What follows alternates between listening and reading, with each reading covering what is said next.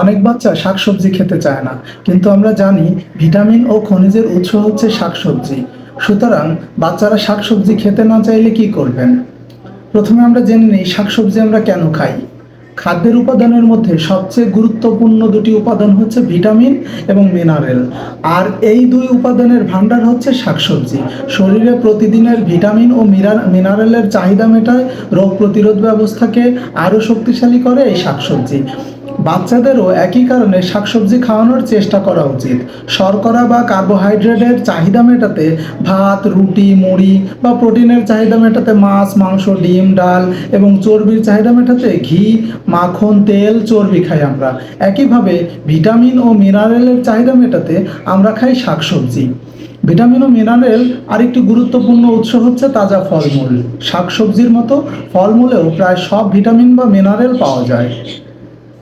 বরং ফলমূল শাকসবজির চেয়ে একটু বেশি ভিটামিন, মিনারেল ও অ্যান্টিঅক্সিডেন্ট পাওয়া যায়। খোসাসহ আপেল, আম, তারপরে লাল আঙুর, তরমুজ ইত্যাদি ফল ভিটামিনে ভালো উৎস। আবার লাল শাক, কুমড়া শাক, পেঁপে শাক বা পেঁপে, কাঁকরোল ভিটামিন এর ভালো উৎস। তাই শিশু লাল শাক, মিষ্টি কুমড়া না খেয়ে পরিমাণ মতো আপেল বা তরমুজ খেলেও তাতে ভিটামিনের চাহিদা পূরণ হবে। আর টমেটো, ক্যাপসিকাম, ব্রকলি, লেটুস পাতা ইত্যাদিতে ভিটামিন সি আছে। অন্যদিকে পেয়ারা, আমলকি, আনারস, স্ট্রবেরি ইত্যাদি ফলেও ভিটামিন সি আছে। ফলে শিশুরা শাকসবজি খেতে না চাইলে তাকে অন্তত নানা ধরনের ফলমূল খাওয়ার অভ্যাস করানো যেতে পারে। এতে বাচ্চার ভিটামিন ও মিনারেলের যে অভাব সেটা পূরণ হবে। শাকসবজি খাওয়াতে শিশুর জন্য রঙিন সবজি রান্না করতে হবে। এগুলো খেলে উপকার, না খেলে কি ক্ষতি তা বোঝাতে হবে। একজন পূর্ণবয়স্ক মানুষ শাকসবজি ও ফলমূল মিলিয়ে 400 গ্রামের মতো খেলেই সারাদিনের শরীরের ভিটামিন এবং মিনারেলের চাহিদা পূরণ হয়ে যায়। প্রতিদিন 40 থেকে 50 গ্রাম ফলমূল খাওয়া উচিত। এটা শরীরের জন্য খুবই উপকারী। শাকসবজি রান্না করলে কিছু পুষ্টিগুণ নষ্ট হয়ে যায়, কিন্তু ফলমূল সরাসরি খাওয়া হয়, তাই এর পুষ্টিগুণ অক্ষত থাকে।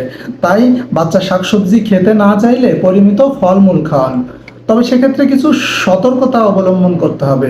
অতিরিক্ত শাক খেলে বাচ্চার পেটে পীড়া দেখা দিতে পারে। রাতে খাবারে শাক না দেওয়াই উত্তম, কারণ এতে অ্যাসিডিটির সমস্যা হতে পারে। এছাড়া গ্লাইসেমিক ইন্ডেক্স বেশি বাচ্চাকে এমন সবজি বেশি খাওয়াবেন না, যেমন লাউ, পেঁপে, মিষ্টি কুমড়া। সুতরাং আপনার বাচ্চা যদি শাকসবজি বেশি না খেতে চায়, তাহলে শাকসবজিতে যেই পুষ্টি উপাদান আছে ওর সাবস্টিটিউট হিসাবে বা ওর অল্টারনেটিভ হিসাবে আপনি তাদেরকে অন্যান্য বিভিন্ন ধরনের ফলমূল খাওয়াতে পারেন। তাহলে এই পুষ্টিগুণ পেয়ে যাবে সে।